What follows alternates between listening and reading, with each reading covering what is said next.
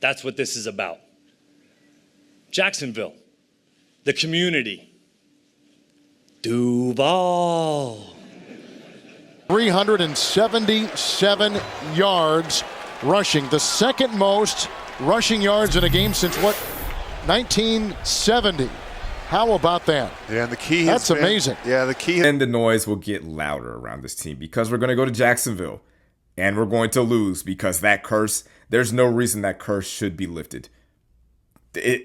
I can't explain it. I can't explain it. I've been to Colts games in Jacksonville with Peyton Manning at quarterback, with Andrew Luck at quarterback, with Philip. It doesn't matter. We just can't win down there. It's not going to happen. I don't see it happening this year. I hate to say it. The homer in me wants to pick the Colts. We cannot win in Jacksonville. Sorry. It just is what it is. Here, Indiana move. We from Indiana move.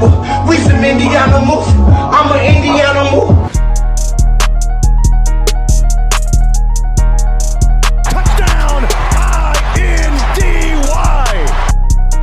And he lost the ball. There's a fumble. Who's got it? The officials say the Colts do. Great team win, baby. Lobs it way downfield, intercepted, coming forward and making the INT for the Colts in the back end to see the Colts win Super Bowl. Hey, win on three. 1, 2, 3, win! Welcome back to the channel. This is Marcus Sniffles, and we're here to recap the Colts' third quarter of the season, give a little bit of a preview of the fourth quarter, and talk about the upcoming Jaguars game. But before we get started, make sure you guys like and comment, hit the subscribe button. We're trying to get to 900 subscribers before February, which is the Super Bowl and the end of the season.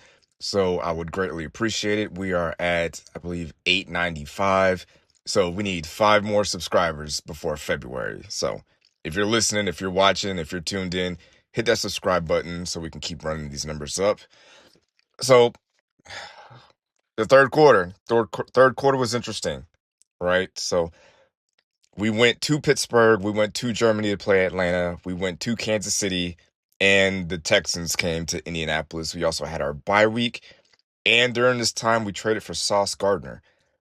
So my preseason prediction was we would, it's funny looking at it now, but my prediction was that we would beat Pittsburgh, beat Atlanta, beat the Chiefs, and then lose to the Texans. In reality, we lost to the Pittsburgh Steelers, we beat Atlanta, we lost to the Chiefs, and we lost to the Texans. So my predictions right now are going in the toilet. Over the third quarter of the season, we were 1-1 at home, 0-2 and away, 0-1 in the division, and 0-3 in the conference, which is a disaster. We went from being at the top of the conference, having, being on track for a first round bye, cruising to a division title, and now we are currently the 6th seed at this recording, which, holy shit, not what I wanted to have happen, not where I expected us to be at this time. But there have been a lot of things that have changed this season. We'll talk a little. Let's talk about the Sauce Gardner trade. Now, it's obviously, giving up 2 first-round picks for a top 5 cornerback who's still young and not even really in his prime.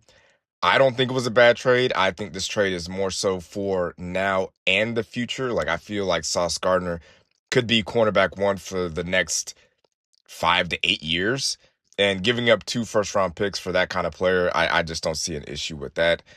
My only concern, when Sauce Gardner came here, Josh Downs gave up his number. Josh Downs was number 1. Sauce Gardner was number 1 in New York. They made some kind of arrangement, and now Sauce Gardner is number 1 and Josh Downs is number 2. Since Josh Downs has changed his number to number 2, his production has kind of gone to shit. Like, I'm not really a big, intangibles and that kind of person. Like, I kind of like to look at the facts and stats and a little bit of analytics and whatnot and watching the game. But in the last 3 games, Josh Downs has had 1 catch for 3 yards, 2 catches for 10 yards, and 2 catches for 44 yards. Now, that last game was against the Texans.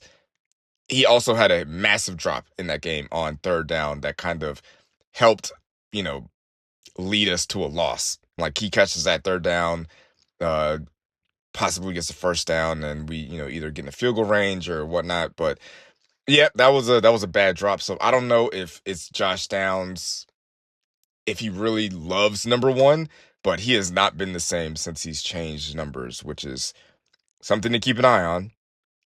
But as far as the team altogether, we have had a lot. The injury bug has struck us late this year, and at the worst time. Daniel Jones has a fractured fibula. DeForest Buckner is getting stem cells placed in his neck. Sauce Gardner has a calf injury. Javarius Ward had a concussion.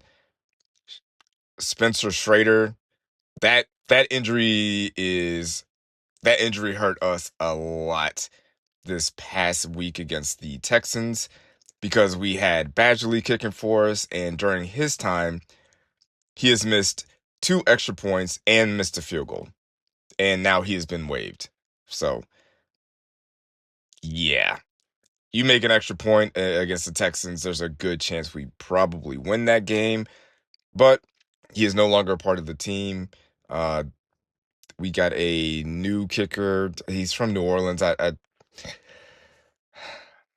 Maybe it's frustration. I just it sucks that we finally had a decent kicker and then he gets hurt and now it's like we have to start all over and we have to get back on that carousel of trying to find a reliable kicker. So we'll see how this next guy does. Hopefully he can just make the extra points. Like if you can just do that as a kicker, I'll be fine. If it comes to, 40 and 50-yard field goals, just go for it. Like Shane wants to go for it anyway, so let's just go for it. So there have been issues with the offense as far as our lack of productivity in these last few games. Against the Steelers, we only scored 20 points. Against Kansas City, we only scored 20 points. Against Houston, we scored 16 points. And that's a far cry from being an historic offense that's scoring 30, 35 points a game. And there's been questions about what is going on. Have teams caught up with us? And I think it's a little bit of everything. I think it has a little bit to do with Daniel Jones's injury. I think it has to do with teams getting film on us. I also think we're playing better defenses like Pittsburgh, the Chiefs, the Texans, even Atlanta. Those are all great defenses. And I don't want to say teams have figured us out, but we have not been playing well. And there's really only one reason why we are not playing well on offense, and it's because we're not winning on first down. When we had a historic offense, we were gaining 7 yards of play on average on first down. Now we're not doing that. Now we're not making those big plays on first down. We're not making those completions. We're not having big runs to start the drives. And we're, going into 2nd and 10 and 3rd and 8s, and we're not able to make plays because it's not hate. It's just facts. We don't have a special guy at quarterback. We don't have a quarterback that makes 3rd and longs irrelevant with either his arm talent or his mobility. Daniel Jones is a solid quarterback. He has a decent arm. He has decent mobility, but he's not Lamar Jackson. He's not Josh Allen. He's not Joe Burrow. He's not Justin Herbert. He's not Patrick Mahomes. He's not Drake May. He's not CJ Stroud. He's not Jaden Daniels. He's not a lot of guys. He's just a guy. And when you have one of the guys, 3rd and long doesn't really matter.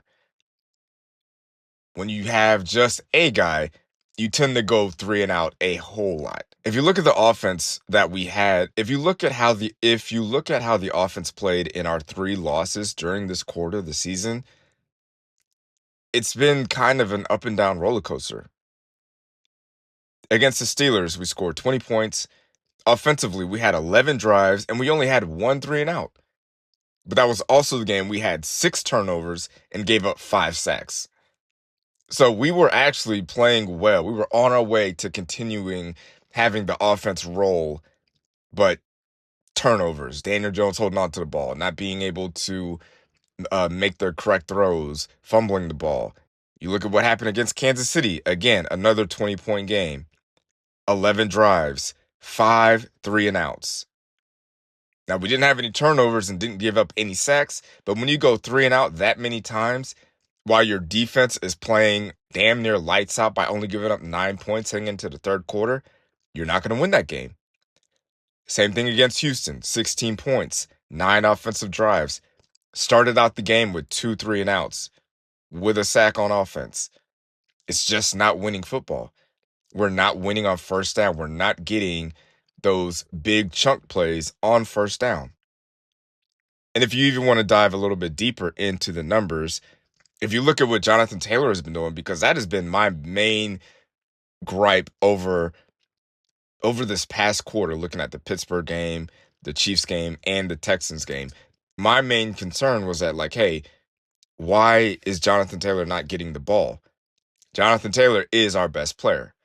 Obviously, as a Colts fan and as people that watch this team, we all know that we're a passing team to start out the game, and then we run.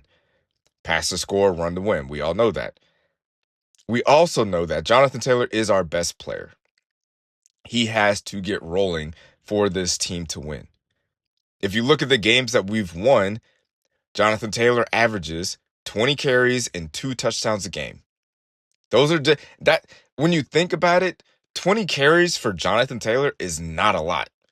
For a number 1 running back, for the league's leading rusher, for him to only need 20 carries for us to win is really not a lot. 5 carries a quarter, it's as long as he gets in the end zone, we win the game. In games that we lose, he has 17 carries and 0 touchdowns on average. Now I didn't include the yardage because the Tennessee game and it was mostly like the Tennessee game and the Raiders game. It kind of skews the numbers a bit because he dominated so well and put up so many great numbers. But I was just going by the carries and the amount of touchdowns he gets. If Jonathan Taylor scores a touchdown, we win the game. 20 carries, a touchdown. Literally all we need for us to win and succeed on offense. And we're not going to be able to succeed on offense unless we start winning on first down again. Now, as crazy as it might sound, going from the number 1 overall seed in the NFL and AFC to missing the playoffs, that would be an insane thing to see. But that is not out of the question. We just lost to the Texans. We lost to the Chiefs, and if the Chiefs continue to win, they will have the tiebreaker. We play the Jags twice. We play the Texans in Houston again. We have to at least go 2-1 in the division to have a shot at winning the division. Like, the Seahawks and 49ers games are big games, but the most important games for us going forward are those AFC South games. And for Shane Steichen, it's awesome that he's never lost to the Tennessee Titans, but he's also 1-7 against the Jaguars and the Texans combined. I would trade in a Titans loss for a win against the Texans or a win in Jacksonville. Now, me personally, I don't think we're going to win this game against Jacksonville because we do not win down there. I have no reason to believe that our offense will just get it together. Our defense, although it has been playing well, we have yet to see a full game with Sauce Gardner, Charvarius Ward, and DeForest Buckner. And going into Jacksonville, again, we will only have 1/3 of that trio. It's only going to be Charvarius Ward out there. I do expect our defense to play well and show up as they have all year. Right now, the offense has to show me and give me a reason to believe that they can play well. We didn't play well in Jacksonville when we had Peyton Manning. We didn't play well in Jacksonville when we had Andrew Luck. We didn't play well in Jacksonville when we had Phillip Rivers. We didn't play well in Jacksonville when we had Anthony Richardson / Gardner Minshew or Joe Flacco. None of these quarterbacks played well in Jacksonville. Shane Steichen has not coached well in Jacksonville. We have not won in Jacksonville since 2014. Why should I believe that we're going to win down there this week? Now, I don't think our chances at making the playoffs are completely dead, but based on how I'm feeling, based on the fact that I don't feel like we're going to win that game, the chances of us winning the division are over. Like, I've let that ship sailed.